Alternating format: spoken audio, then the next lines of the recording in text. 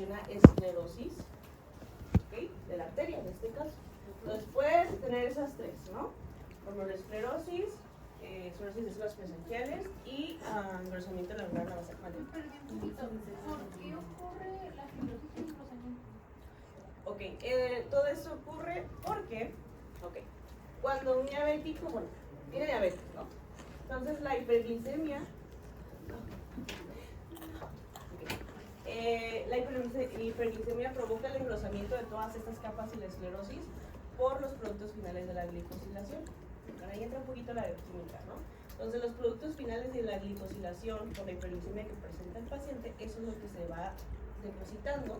¿Okay? Es un conjunto de tanto los productos finales de proteínas que se van depositando, engrosando, hasta que esos mismos, por la presencia de células proinflamatorias, citocinas, interleucinas, factores de necrosis tumoral, el factor de crecimiento, beta, todos estos se van acumulando y se va haciendo una inflamación por todo el depósito que se está haciendo. Aquí, ojo, no hay depósitos de inmunoglobulinas, nada de esto. Aquí es el depósito por los puros productos finales de la glicosilación, que eso es como tal la fisiopatología, ¿no? Que es lo que se está depositando, produce la esclerosis por la inflamación que está produciendo, ¿va? Y todo esto se pega ahí.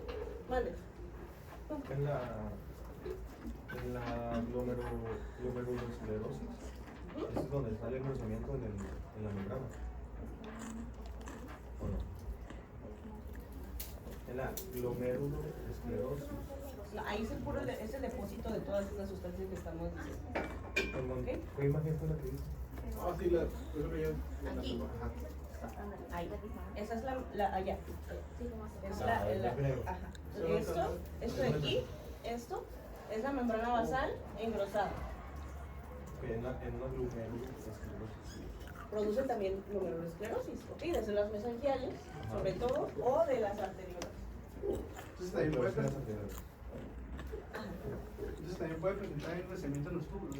También, eso lo vemos acá. Porque, pues, al final de cuentas, todo esto, o sea, el paciente al final de cuentas va a tener glucosuria, por ejemplo, ¿no? Pues también se va depositando todo.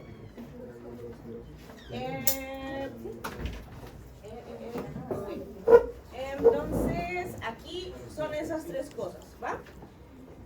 Bueno, lo que vamos a ver afectado en los pacientes, tres cosas. Esclerosis mesangial difusa, que fue lo que vimos en la imagen. Puede haber también glomerulosclerosis nodular y aterosclerosis y arteriosclerosis, más el engrosamiento de la membrana basal, ¿okay? Eso es lo que vamos a encontrar, eso es lo importante de identificar en esta enfermedad. Y lo que decimos, ¿okay? Aquí lo que hay, o sea, lo que provoca como tal que se haga todo ese depósito en todas estas partes es por el acúmulo de los productos de la glucosilación, por la hiperglicemia que el paciente está manejando, que no se le controla, ¿no? Al final de cuentas, un diabético que tiene, pues, hiperglicemia, ¿no? Entonces, este paciente o está mal controlado, o no está diagnosticado, o pues le vale mucho tomar medicamentos también, que eso es muy común en los diabéticos, ¿no? ¿Sí? Entonces, eso es lo que pasa. Mande. Lógicamente eso no es por clínica, ¿no? ¿Cómo? Eso no se diagnostica por clínica. Eso, pues, el paciente, ¿qué puede presentar? Aparte, obviamente, los síntomas de diabetes, en realidad lo que va a presentar, le hacemos un evo para tener proteinuria. ¿Okay? ¿Qué es lo que les digo? Que puede presentar proteinuria no nefrótica, por presentar síndrome nefrótico el paciente, o ya una enfermedad renal crónica, pero obviamente ya en estadios avanzados, ¿va? Entonces, eso fue lo que dijimos. Acá. Esta clasificación, esta sí es importante que la revisemos, que se llama clasificación de Mogensen, ¿okay? Esta se usa pues para la nefropatía diabética. ¿De qué nos habla esta clasificación? Okay, se compone de 5 estadios y nos está hablando que depende desde que nosotros hacemos en el paciente el diagnóstico de diabetes, cuánto tiempo, cuántos años van a estar pasando para que el paciente vaya haciendo diferentes manifestaciones. Por ejemplo, en un estadio 1, que es cuando diagnosticas al paciente con diabetes, ¿okay? Ahí es el momento del diagnóstico, ahí es el estadio 1. ¿Okay? Entonces, aquí, ¿por qué se caracteriza? Ok, vamos a tener hiperfiltración glomerular. Entonces, el paciente va a tener pues, proteinuria. ¿Okay? Va a tener proteinuria, va a tener glucosuria. ¿Okay? El filtrado glomerular, ¿cómo lo vamos a ver en un estadio 1 en un diabético? Incrementado. ¿Okay? Albuminuria puede que tenga el paciente, puede que no. Y la presión arterial en esos pacientes todavía va a estar, puede estar normal en 1 y el tipo 2 puede estar normal o incrementado. Pero bueno, vamos avanzando en los años. Aquí el paciente pues no tiene tanto, no está tan mal, ¿no? Por así llamarlo. Un estadio 2, que es dentro de los primeros 5 años desde que se diagnosticó al paciente con diabetes, ¿qué empieza a pasar? Bueno, aquí en el estadio 2 empezamos a ver, si le hacemos una biopsia, un engrosamiento de la membrana basal. Empieza a engrosarse la membrana basal y también empieza a haber afectación de las células mesangiales. ¿Okay? Aquí es en un estadio 2. Un filtrado glomerular lo vamos a ver normal. La albuminuria puede estar presente y la presión arterial igual que acá, normal o incrementada en diabetes tipo 2. Luego un estadio 3, que vamos avanzando más en los años después del diagnóstico, de 6 a 15 años de diagnóstico de diabetes. Aquí ya vemos microalbuminuria, ¿okay? El filtrado glomerular lo vamos a ver normal o disminuido. Aquí ya hay presencia de albuminuria, no tan grave, de 30 a 300 miligramos al día. Y la presión arterial ya la vemos incrementada en ambos tipos de diabetes. Pero avanzamos un poquito más en los años, de 15 a 25 años en un estadio 4, igual vemos ya no microalbuminuria, ahora vemos macroalbuminuria. ¿Okay? Entonces aquí el paciente puede estar, en un rango no nefrótico y acá ya está en un rango nefrótico. ¿Okay? En cuanto a la proteína.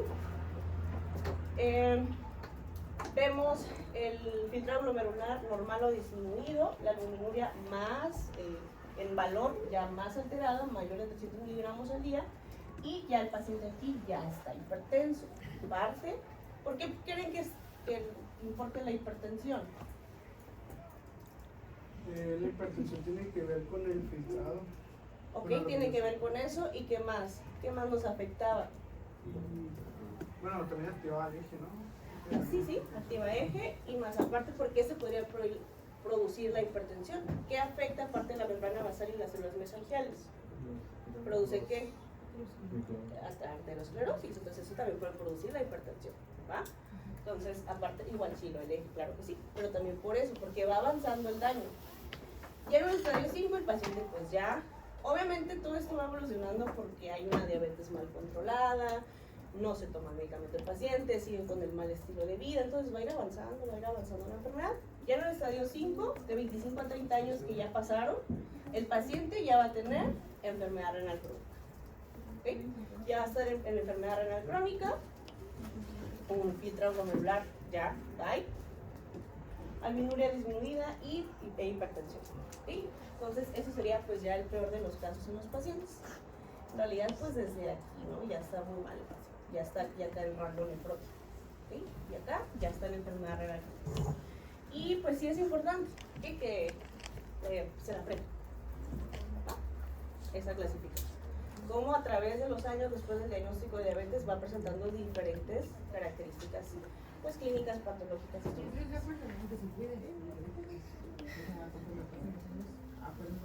y no.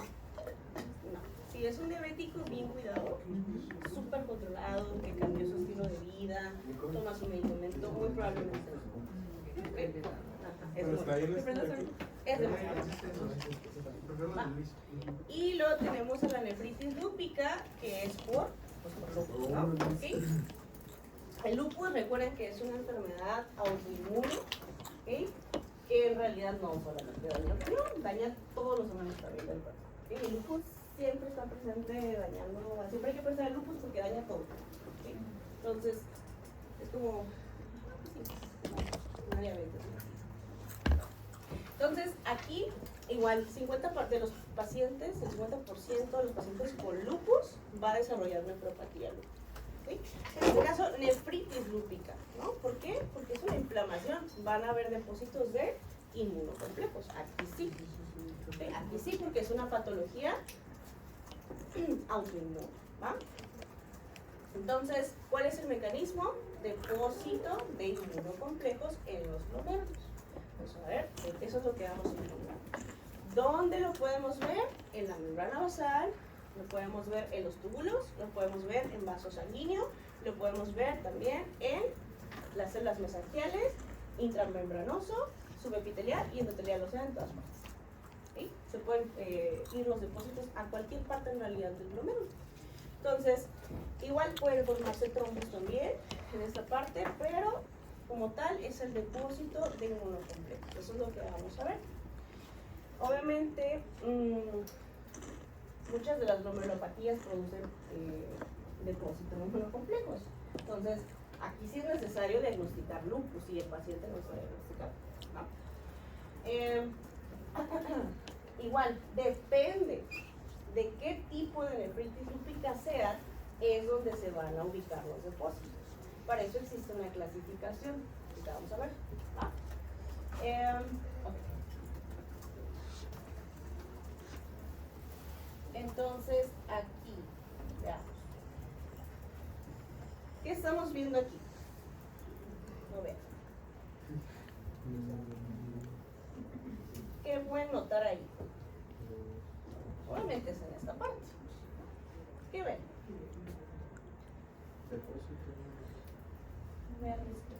Pero aquí creo que no habla. ¿Qué ven ahí? En eso rosa, que se ve súper rosa. ¿Qué está afectando ahí? ¿Qué parte? ¿Dónde? ¿Sí? Las células mesangiales. Ok, células mesangiales, sí están las células mesangiales, que están con depósitos en este caso, de inmunocomplejos, ok. Esto que marca aquí las flechitas se supone que son lesiones necrosantes, que la neta ni se ve, la verdad, casi nada de eso. Pero bueno, aquí ocuparíamos hacer más un zoomcito para poder identificar bien la necrosis, porque a simple vista no se ve. O sea, ¿qué identifican ahí como necrosis? Pues no, ¿verdad? Pues vamos a hacerle un mini zoom ahí. Pero sí, estamos viendo también aquí que toda esta parte es depósito en células mesangiales de inmunocomplejos. Acá, ¿qué vemos? ¿A cuál se parece esta? ¿A cuál de las que vimos en las primarias se les parece?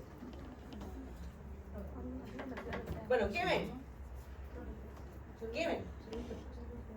Sí, pero ¿qué se ve mucho? ¿Qué hay así mucho? Comparen con esto. Comparen con este número.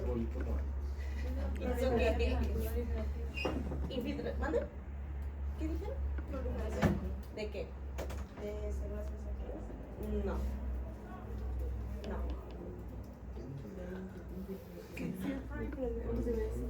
Es hipercelularidad.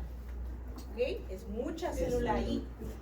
Es una hipercelularidad. Como que en cuál glomerulopatía primaria vimos algo similar. No. ¿En cuál? Veíamos algo similar. En la aguda postinfecciosa, sí. ¿Sí? En la aguda postinfecciosa lo que se observaba era una hipercelularidad por infiltración leucocitaria. ¿Okay? Aquí también se observa hipercelularidad, ¿okay? en este tipo. Acá, obviamente, vamos a hacerle, como son depósitos de inmunoglobulinas, de inmunocomplejos, le tenemos que hacer al paciente una inmunofluorescencia, ¿okay? La cual obviamente nos va a salir positiva. Acá, ¿qué estamos viendo? Okay, aquí es un zoom, ¿okay? Donde vemos igual luz, endoteliales, membrana basal y podocitos. Aquí están todos los pedícelos. ¿Okay? ¿Qué podemos observar aquí? ¿Quién sabe? ¿Pueden detectar algo? Las cositas negritas son los depósitos. ¿Mande? Las cositas negritas son los depósitos en la... No sé si es el endotelio o la membrana. No, el endotelio, aquí, ¿eso? Ajá. Ajá, las que están primero es el endotelio, así es. Sí. Entonces, ¿todo esto de aquí dice usted? Sí. ¿Ok? En las células endoteliales, sí, se ve engrosado toda esa parte, ¿sí? ¿Qué más? Todo esto de aquí se ve muy engrosado. Exactamente, en las células endoteliales, ¿qué más pueden observar? ¿Ok? ¿Qué más? ¿Se ve algún daño en la membrana basal, que es esta de aquí? ¿Ven algún cambio en todo esto? Se ve un poco engrosada también, si se dan cuenta, ¿sí? Pero en realidad todos los depósitos están aquí, subendoteliales. Ahí están concentrados todos los depósitos de inmunocomplejos, ¿sí? Ahí acuérdense que es un sí, subendoteliales, ¿sí? Entonces nos puede provocar todo esto. Los depósitos se pueden ir a cualquier parte de las capas del glomérulo. Se pueden ir a células mesangiales, puede provocar hipercelularidad, puede provocar en endotelio, en membrana basal, hasta en podocitos. En todas partes pueden irse en lupus. O sea, aquí no es característico una como tal, como en las otras, ¿no? Que era característico que se depositaba en alguna parte del glomérulo. Aquí no, aquí afecta todo. ¿Okay? Los inmunocomplejos se pueden ir a donde quieran. Por eso, en nefritis lúpica existe una clasificación. ¿Okay? Como se puede ir a diferentes partes del glomérulo, la tenemos que clasificar igualmente, así como el diabetes, bueno, no es como diabetes, porque aquí nos está hablando de los años, pero nos está hablando de qué manifestaciones puede tener el paciente dependiendo dónde se ubique pues los depósitos, ¿va? Entonces, igual aquí tenemos diferentes clases, estadios, hasta el 6. El clase 1 sería una nefritis lúpica que solamente nos afecte células mesangiales mínimamente, ¿sí? Una parte pequeña de las células mesangiales. Aquí como tal no vamos a tener datos clínicos importantes, no vamos a ver como tal nada afectado.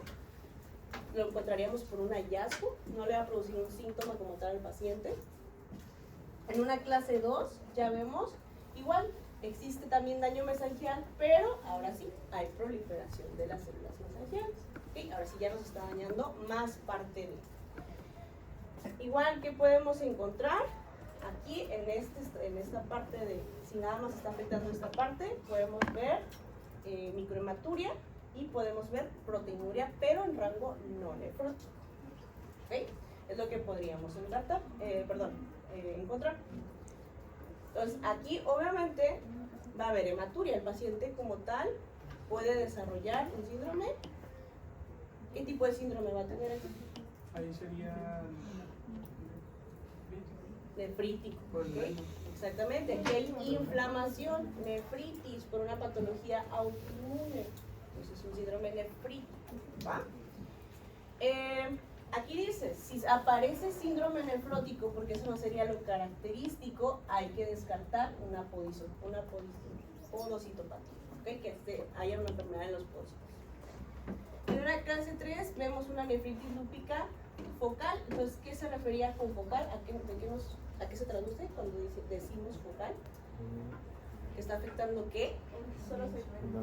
¿Vale? ¿Está afectándonos cuánto? Menos del 50%. Menos del 50% de los glomérulos. ¿Ok? Menos del 50% de los glomérulos nos está afectando aquí. Obviamente con todo esto. O sea, el paciente tiene esto en menos del 50% de los glomérulos.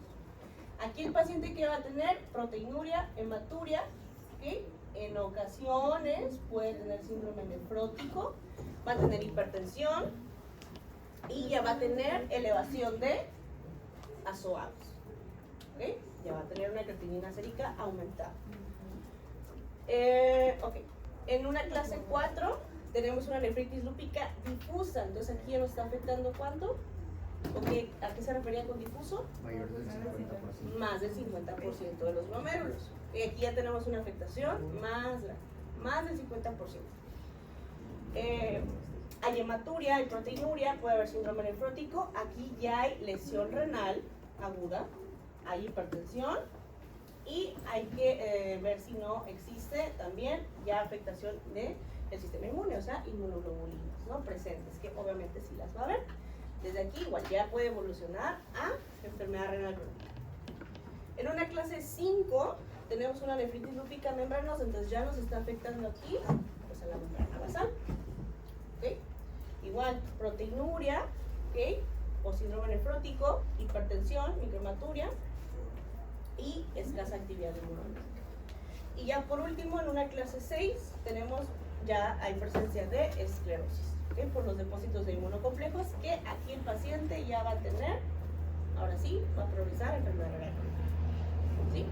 Entonces, la clasificación se hizo porque puede afectar varias partes del glomérulo. Entonces, simplemente para relacionar la parte afectada por el depósito de inmunocomplejos con la clínica del paciente, que pues va a ir evolucionando, al final de cuentas, ¿sí? Hasta una enfermedad renal crónica. Esta de aquí es la misma, ¿ok? Es la misma clasificación, solamente que viene un poquito, pues, aquí viene un poquito más específico la parte histológica, ¿sí? Pero es lo mismo. Es lo mismo, aquí dijimos que en la clase 1 es una lesión mesangial mínima, acá ya es proliferativa y le está diciendo que va a haber. Vamos a ver hipercelular mesangial, porque ya hay proliferación mesangial, depósitos de inmunocomplejos en las células mesangiales y podemos ver borramiento difuso de podocitos, podemos llegar a ver eso. Entonces aquí es lo mismo, dijimos que una 3 es focal, que una 4 es difusa, que una 5 es membranosa y una 6 es esclerosa. Es lo mismo, solamente viene un poquito más detallado. Pero fue lo que dijimos, si es focal es porque nos afecta menos del 50% de los glomérulos. Si es una difusa es porque nos afecta más del 50%. ¿Sí? Es lo mismo, solo viene un poquito más específico. Y relacionado con la clínica que ya mencionamos. ¿Sí? Es la que se les acomode mejor, pero es lo mismo al final de cuentas. ¿Va? Ok. Ahí, listo. Bravo. ¿Y cree que sea muy importante cambiar? Sí. La clase. Tanto esa como la de diabetes. Ok. ¿Va? Es lo que más me hizo hincapié en todo. Sí. Que se ponga por uno. Bueno, Entonces déjenlo. que le mando. Pues ya, ¿no? Ya que. Ya, Pues ya, ¿no? Ay, llegué bien tarde, ¿qué traen? Llegué una hora tarde. Llegó 20 minutos tarde. Llegué una hora tarde casi. Ay, ¿Pero vamos a empezar también? ¿Sí? No, pues para medias, ¿no? Mañana presentamos. Por eso hay que terminarlo. Rapidito. es que sí, rapidito, yo no es que... Esto. Pues yo voy a exponer esto. Ah. Y ustedes van a dar Nos esto. voy a expoliar de lo que No, porque eso es muy diferente. Esto. Tiene Gregorio. Porfa, yo. Desconecta el disco. Ay, ay, ay. Entonces, dejamos al glomérulo ya a un lado. Ya. Ya se acabó lo difícil. Pues sí. A veces lo otro sí no me gustó. No, a mí tampoco me gusta. Está Pero chato. pues bueno. Ay. Doctora, ya sáquelo, por favor. Este ahora va a estar enfermo el túbulo, los túbulos, ¿no? En este caso, ¿va? Entonces, aquí, cuando hay afectación de los túbulos, ¿ok? De los túbulos renales, ¿ya vieron los túbulos? Sí. ¿Ya vieron qué absorbe, qué secreta, qué esto, qué el otro, cada túbulo? Vamos a ver. Ok. Bueno. Aparte de afectar los túbulos, también nos va a afectar al intersticio, ¿ok? Aquí puede ser que afecte de dos maneras, ¿ok? Puede ser que afecte por isquemia o por tóxicos. Lo más común siempre va a ser esto, por tóxicos, por medicamentos, que es lo más común. O también puede ser por una reacción inflamatoria a causa de, ¿qué es lo que más produce una reacción inflamatoria en los túbulos del intersticio? Fármacos o infecciones. ¿Ok? Una bacteria, un virus, un parásito, un hongo, ¿va? Y los fármacos. Entonces, vamos a encontrar en este tipo de enfermedad, que es la nefritis tubular intersticial, esta se puede dividir en agudo y en crónico. ¿Ok? ¿Y qué nos va a afectar? Nos va a afectar tanto el aspecto funcional, o sea, clínico, como el aspecto histológico, ¿va? Entonces, igual se podría llegar a hacer una biopsia, y también. Entonces, se distinguen dos formas, aguda o crónica. ¿Qué es lo más frecuente que para que nos dé una nefritis tubular intersticial, ya sea aguda o ya sea crónica? Infecciones por bacterias, virus, que es lo más común, o por toxinas. ¿Qué es lo más común aquí? Los fármacos. ¿Ok? El síntoma aquí frecuente en estos pacientes es la poliuria. A comparación de las enfermedades glomerulares, allá se caracteriza por ser oliguria. Aquí, poliuria. ¿Ok? En estos pacientes. También se acompaña de nicturia, ¿Okay? Orinan mucho por la noche, orinan más de 2 litros al día, orinan mucho por la noche y también se caracteriza por polidipsia. ¿Okay? Entonces, aquí como tal, lo que se afecta es la isostenuria, o sea, la buena concentración de la orina por pérdida de electrolitos, ahorita vamos a ver cuáles. Y también en una nefritis tubulointersticial aguda los pacientes desarrollan lesión renal aguda, ¿okay? De tipo renal. Bueno, ya hemos visto la lesión renal aguda, luego veremos eso. Entonces, hablando de lo histológico patológico, lo que podemos llegar a ver con una biopsia, ¿qué es lo que podemos encontrar? Se divide en dos, agudo o crónico. Esto es importante a la hora de hacer una biopsia, identificar si tiene características para hacer una nefritis tubulointersticial de forma aguda o crónica. ¿Qué produce una aguda? Edema en el intersticio, produce infiltración de leucocitos, como cuáles, los polimorfonucleares, o sea, ¿cuáles son los polimorfonucleares? Los neutrófilos, exactamente.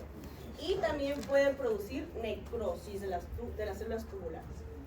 Una forma crónica que diferencia, lo que podemos identificar luego es esto, fibrosis intersticial. ¿Okay? Acá no es como, acá es edema, aquí es fibrosis intersticial.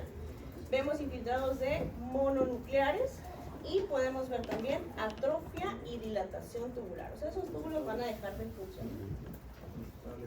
¿Okay? Entonces, acá edema del intersticio, acá fibrosis. Acá neutrófilos, acá mononucleares. ¿Cuáles son los mononucleares?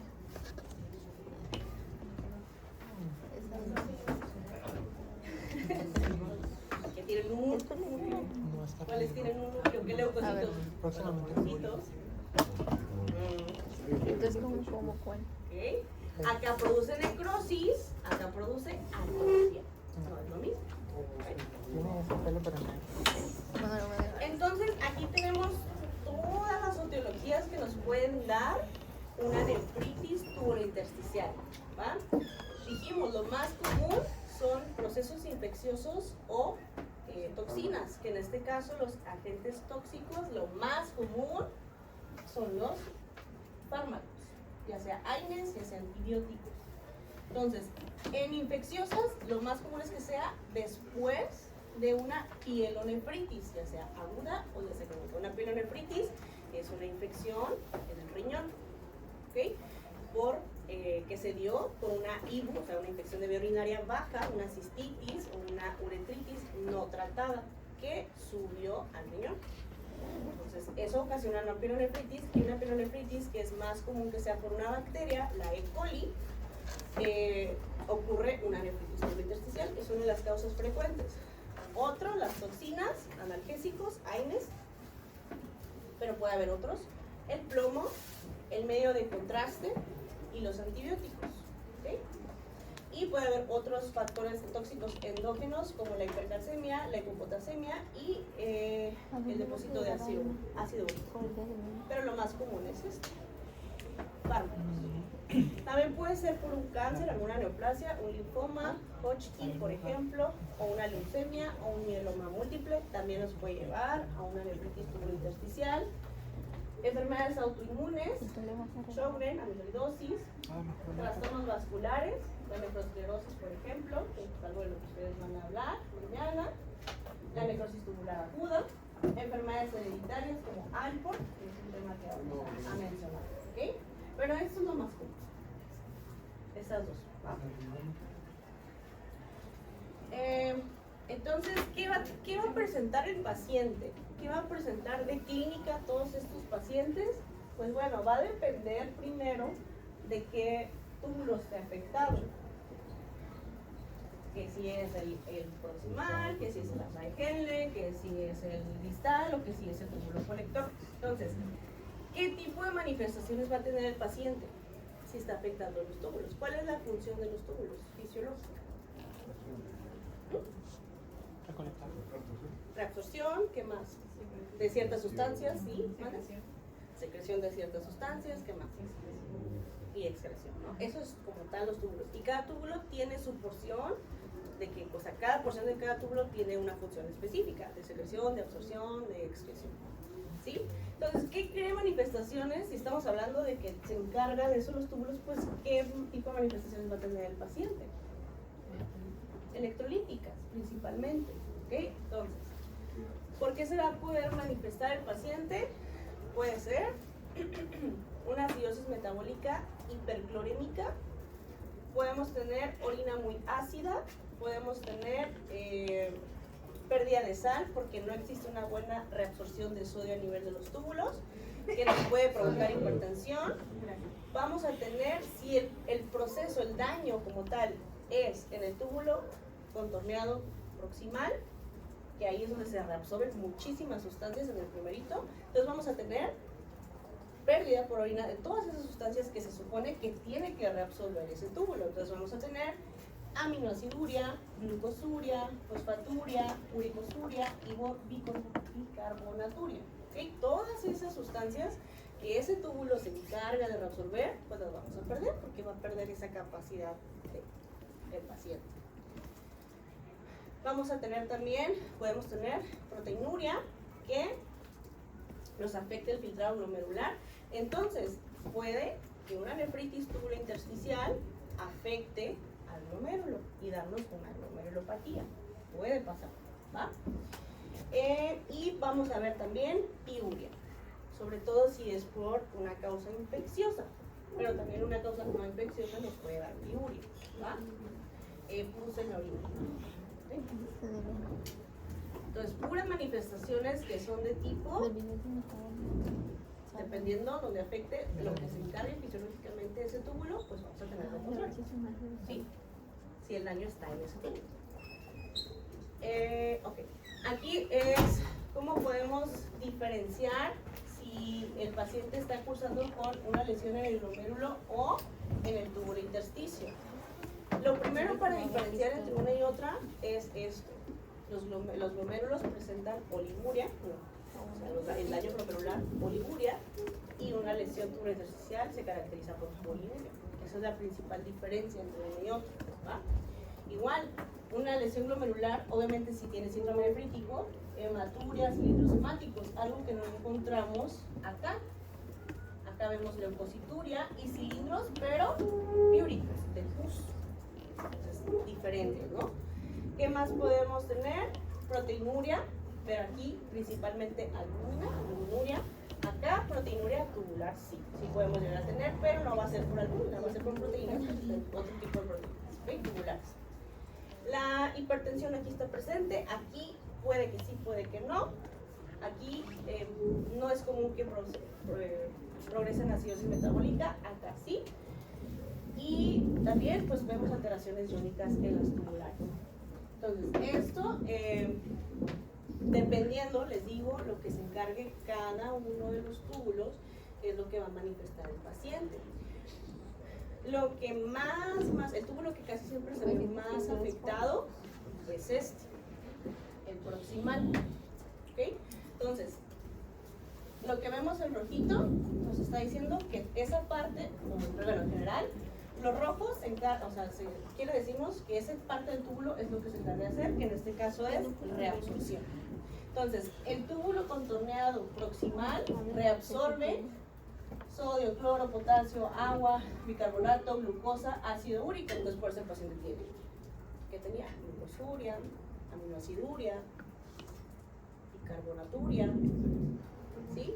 Todo eso que les mencioné, pues exactamente, por eso si está afectado esta parte y esta parte de este túbulo se encarga de reabsorber todas esas sustancias, pues no lo va a hacer. Entonces, lo va a tirar por la orina, porque no lo reabsorbe. ¿Sí? Entonces, por eso es importante que ustedes en función se aprendan y les expliquen qué hace cada uno de los túbulos. ¿Okay? Entonces, lo dijimos que lo rojito es porque reabsorbe. Lo verde lo secreta. ¿Okay? Esta parte secreta antibióticos, vitamina, ácido úrico, diuréticos, acá, potasio, urea, ¿Okay? Entonces, dependiendo, les digo, lo que se encargue de hacer es lo que va a tener el paciente, o sea, lo contrario. ¿Sí? Pero siempre, casi siempre, los más dañados aquí en una nefritis tubulointersticial son los primeros, o sea, proximal y ascendente. ¿Va? Más el proximal. Es una nefritis tubulointersticial.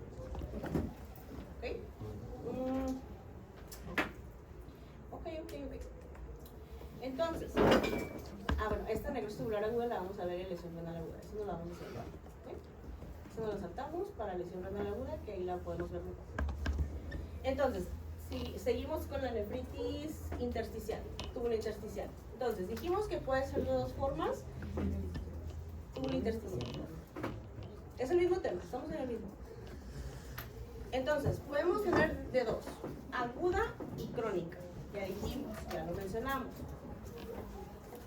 En una aguda, ¿qué es lo que existe? Inflamación aguda del túbulo, túbulos o túbulo y del intersticio.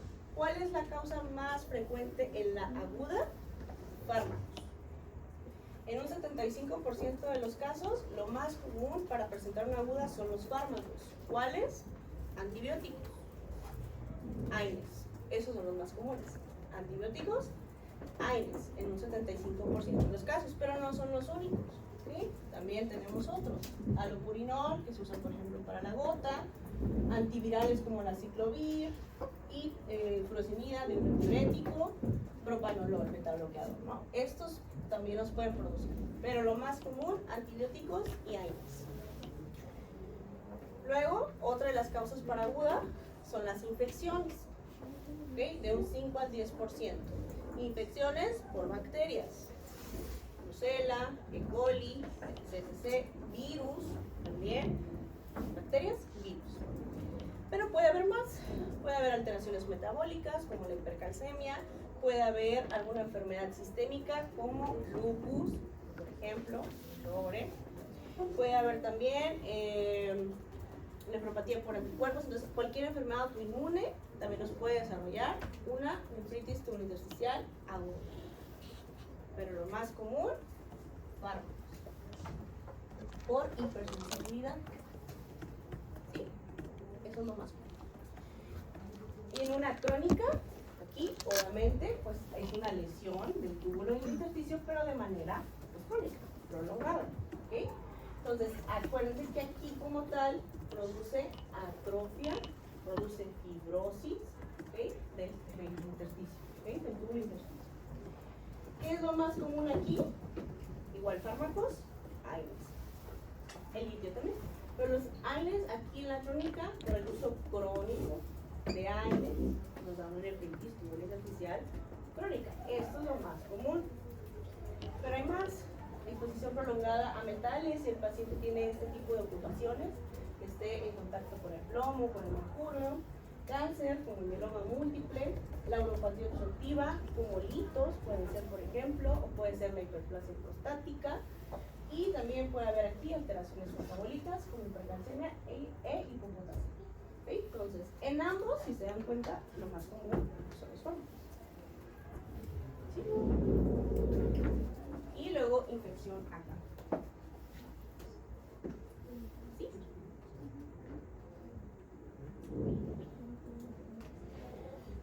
Entonces, ya mencionamos que nos afecta túbulo e intersticio.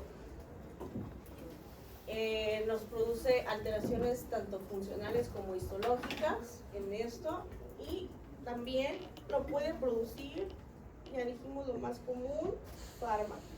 ¿Okay? Aquí como tal, pues no existe, ya dijimos cómo lo podemos distinguir de una glomerulopatía, porque aquí no hay síndromes nefróticos, aquí no hay síndromes nefríticos, nada. ¿Okay? Aquí hay poliuria, hay nocturia, hay pérdida de sal, etc. Hay alteraciones hidroelectrolíticas. Igual, ya mencionamos aquí, eso es repetitivo, aguda crónica, las características que mencionamos, edema en la aguda, infiltrado de polimorfonucleares, y puede haber necrosis tubular. En una crónica, infiltrado mononuclear, fibrosis y atrofia. Es muy distinto lo que podemos llegar a ver si biopsiamos al paciente, para poder distinguir de una aguda de una crónica. ¿Va? aquí causas, pero ya las mencionamos, ¿ok? Igual acá nos pone primero de las causas las infecciones, ¿ok? Que lo más común ya mencionamos, es por una pielonefritis bacteriana, aguda o crónica. Y después los tóxicos, que son lo más común, los fármacos, ¿va? Y otras enfermedades que ya mencionamos, cáncer, enfermedades sistémicas, enfermedades autoinmunes, ¿ok? ¿Qué más? Ok. Ya se acabó la clase. Ok, entonces, en una nefritis tubulointersticial aguda, que dijimos que lo más común era por fármacos. ¿Y por qué se desarrolla una aguda? Aquí no va a importar cuánto tiempo tiene el paciente consumiendo un aire, supongamos, ¿no? Que es de lo más común, o un antibiótico. Aquí no importa cuánto tiempo lo lleva, en una crónica sí. Se importa que es un uso crónico de ese fármaco. Aquí no, puede ser que una vez se lo tomó y le generó al paciente una reacción inmunológica por hipersensibilidad, o sea que resultó, se puede decir, como alérgico, por así llamarlo, ¿okay? Este paciente. Entonces aquí da igual si nada más se tomó una dosis de ibuprofeno al paciente y desarrolle esto, ¿va? No importa. ¿Qué podemos ver aquí? Podemos ver unos riñones grandes, aumentados de tamaño, ya dijimos, infiltración de polimorfonucleares, células plasmáticas, leucocitos, más los neutrófilos. También pueden ser eosinófilos y el edema intersticial. Aquí tiene el paciente una triada en la aguda. Una triada que es clásica, que es fiebre, exantema cutáneo, o sea, como un rash cutáneo, y también la eosinofilia. Eso es lo que vamos a ver como triada para una nefritis tubulointersticial aguda. ¿Eh? Y se puede acompañar de dolor lumbar. Pero la triada clásica es fiebre, exantema cutáneo, o sea, rash, y eosinofilia. ¿Va? Más aparte, que nos puede producir lesión renal aguda, hematuria, proteinuria, piúria. ¿Okay? El tratamiento aquí, si es por lo más común que es un fármaco, ¿cuál sería el tratamiento? Pues retirar. Retirar el fármaco que le está ocasionando la nefritis tubulointersticial aguda, más darle al paciente corticosteroides para reducir el proceso inflamatorio. Es una nefritis tubulointersticial.